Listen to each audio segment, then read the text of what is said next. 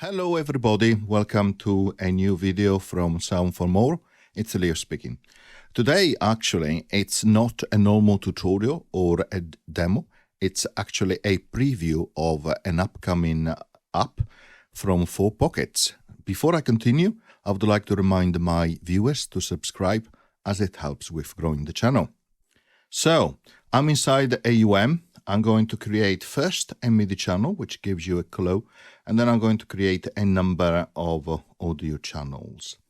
I'm going to select some audio source, like on the first audio channel, the grand piano, on the second audio channel, perhaps ISM, and on the third one, why not? Let's choose something like Bliss Alpha.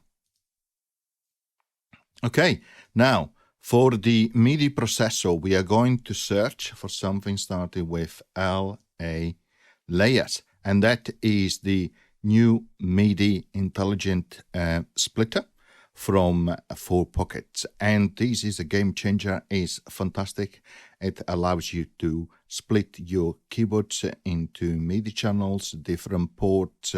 It supports a lot of layers. It's truly, truly fantastic. So let me give you an example of how this works.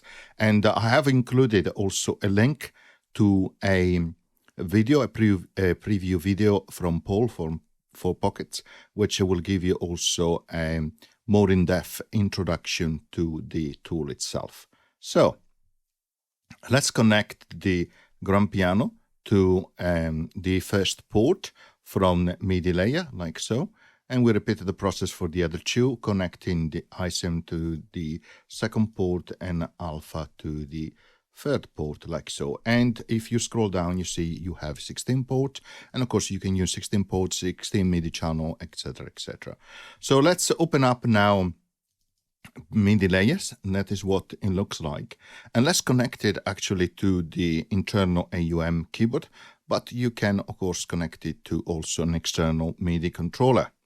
As you can see, a little bit of normal controls at the top. You have a menu here, which we'll look a little bit more in a moment. You have bits measurement, your bit per minute. So you have key and scale, which you can choose. And then this button here, 1 to 12, are actually scenes, because you can group layers configuration into scenes, which is quite nice. Now let me resize this, and as you can see at the bottom you have a number of buttons which allows you, for example, to add layers, delete them, delete all the layers, reorder them, moving them up and down, renaming them, and you can do MIDI through, panic, and also change the options as well for each of the layer. Now if you play on the AUM keyboard, now you don't hear anything, but you can see that there is an highlight here on the keyboard itself inside MIDI layer. Okay, so you need to create a layer. So you click on the other layer and you have created a layer which is called A1. And now if you press some keys on the keyboard, you practically are going to hear this grand piano here on port number 1, because that port is the default one utilized. And you could rename that layer. So for example, you could say this is my piano layer, like so, and then it will change the name here, piano, which is really nice. It shows you here that it covers the entire range of the keyboard, so wherever you press, you actually hear that piano. But of course you can drag, like so, left and right, and define a playing range.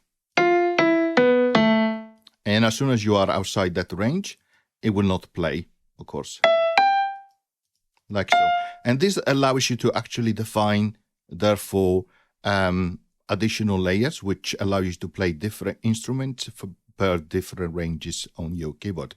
So, but for this scene, let's ensure that it plays the entire range.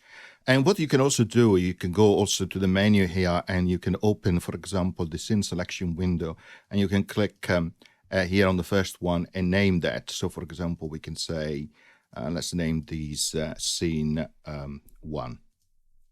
And it will change that, which is very useful, because when you click on the scene buttons here in themselves, you click and hold, you see now the name as well.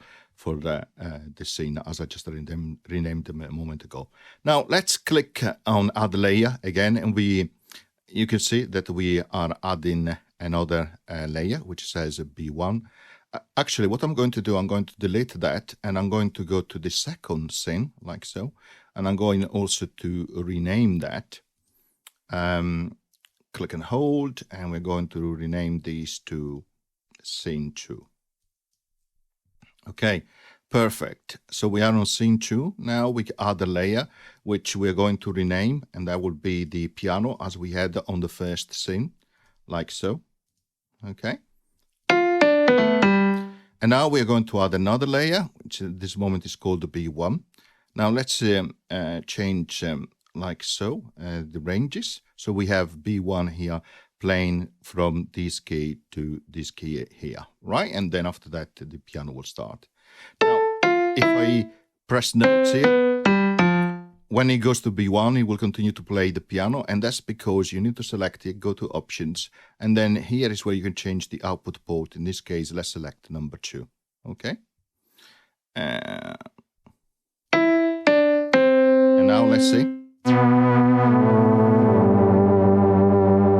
So you can hear now that it's playing Eisen, that particular pad. So we can rename that and say, okay, this is a pad now, like so.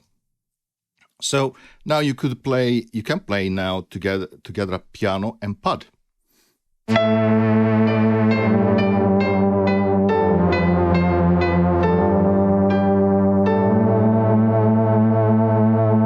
So as you can see, this app is key for live performances. It's absolutely fantastic. So let's keep going. Let's add another layer, and actually let's position it in the same position of the pad. And let's rename that, and let's say that this one is going to be called bass, like so. And then we are going to click on option and change the output port to 3, like so. And now let's try playing. So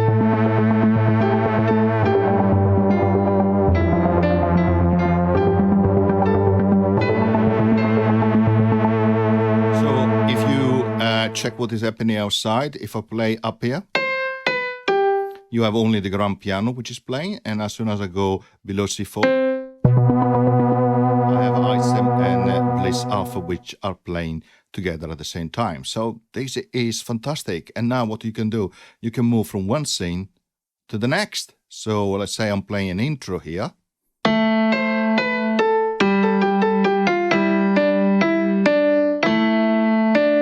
And then as you're playing, you click on scene 2.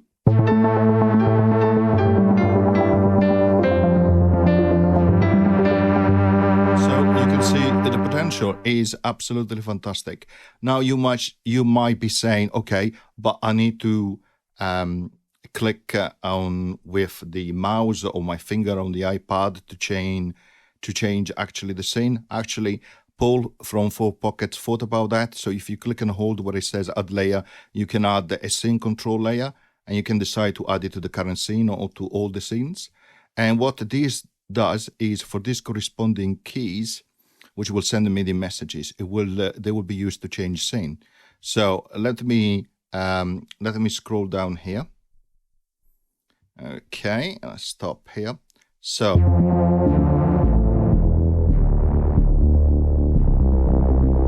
that is where the lowest part of the pad and the bass is, and let's scroll down a little bit more as well. And below that, I will have keys which will be used to call scene. That's the first one. That's the third one.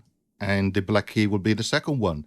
So therefore, you can quickly on the keyboard move to those keys and actually use them to change scene, which is fantastic. But not only that, if you double click on some of the layer, you mute them like so. And of course, you can double click them and unmute them as well. But what you can do is change the option and assign mute groups per different layers. And then what you can do, you can add a mute control layer, which allows you to actually, as per scene, select to activate or not different muting groups, which is really fantastic. So you can bring on and off different instrument as well, which is great. The other thing as well, which you can do is let's add a layer, and let's say that this layer will be covering up to something like so. Then port 1 is fine. Let's add another layer, and this one we make it a overlapping, something like that. This one on port 2. Here we go. And now you can do some crossfade as well. So, oops, sorry. Let's increase the crossfade here, and you can see the crossfade in here, and we can do that also on the other layer.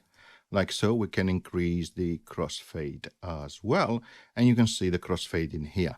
So as I play now, let me move up the range.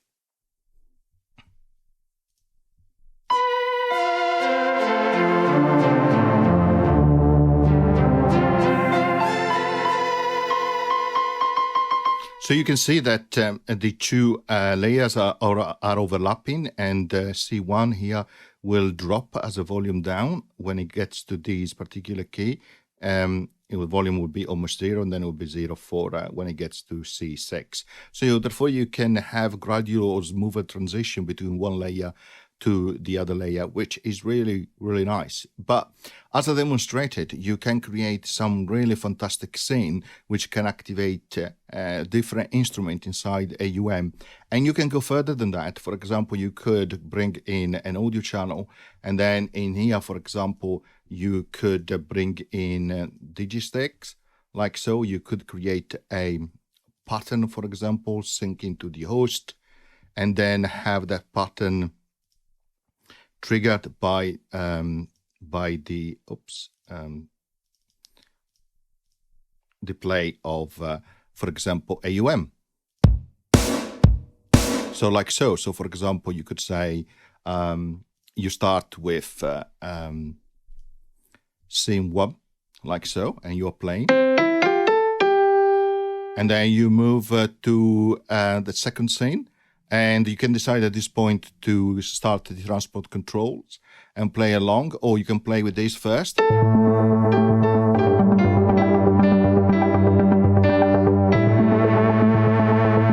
then you wait for the press the play, which you can also map to, for example, an external controller.